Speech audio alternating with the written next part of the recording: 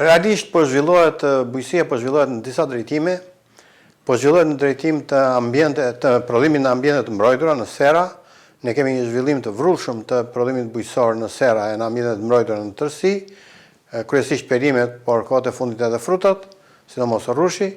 Kemi një vëmendje të veçantë për sa i përket zhvillimit të teknologjisë, po përdorim teknologji të reja për prodhimin e perimeve, siç është hidroponia dhe disa teknologji të tjera të domosdoshme për të rritur rendimentet, po përdorim teknologji të reja për sa i përket mekanizimit, inovacionit, digitalizimit, dhe të gjitha këto së bashku bëjnë të mundur që ne të kemi parasysh që do të përballojmë fluksin e madh të turistëve në fushën e agroturizmit veçanërisht, por edhe në gjithë sektorët e tjerë të ekonomisë së ushqimit, në mënyrë të tillë që turistët që vinë në Shqipëri të shijojnë produktet vendase, të shijojnë ato produkte tradicionale që janë mjaft shijshme dhe mjaft cilësore.